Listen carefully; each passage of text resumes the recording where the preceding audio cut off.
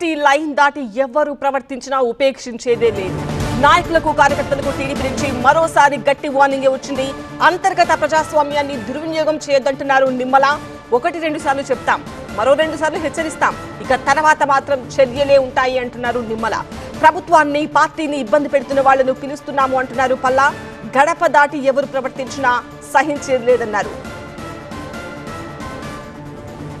కొంతమంది తెలియకతనంతో కొంతమంది చేస్తున్నారు కనుక అందరికీ తెలియజేసేది ఒకటే, వ్యక్తుల కన్నా పార్టీ ముఖ్యం, పార్టీ సిద్ధాంతం ముఖ్యం. ఇది అందరూ కూడా గమనించాలని చెప్పి తెలియజేస్తున్నామండి. అందుకనే ఏ నాయకుడు కూడా ప్రజల్లో అపోహలు కలిగించొద్దు, కేడర్లో అపోహలు కలిగించొద్దు. ఇది ఒక లైన్, పార్టీ లైన్ ఉంది. పార్టీ లైన్ తీసుకుని ప్రతి ఒక్కరు నడవాలని చెప్పి తెలియజేస్తున్నాండి. అలాగే ఎవరైనా సరే లైన్ దాటినా సరే ఉపేక్షించేది లేదు.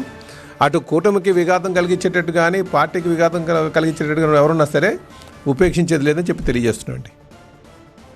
ఇప్పుడు ఏ సిద్ధాంతంతో పార్టీ పుట్టిందో దానికి కట్టుబడే ప్రతి కార్యకర్త, ప్రతి నాయకుడు కూడా పనిచేయవలసినటువంటి అవసరం ఉంది.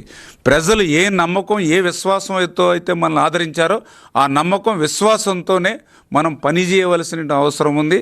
ఖచ్చితంగా ఎవరైనా గడప దాటితే, ఏదైతే పార్టీ లైన్ దాటితే 1-2 సార్లు వాళ్ళకి తెలియజెప్తాం, 3వ సారి 4వ సారి హెచ్చరిస్తాం. అయినా సరే తీరు మార్చుకోకపోతే ఖచ్చితంగా వాళ్ళ మీద చర్యలు ఉంటాయనేది పార్టీ యొక్క నిర్ణయం, శిరోధారి.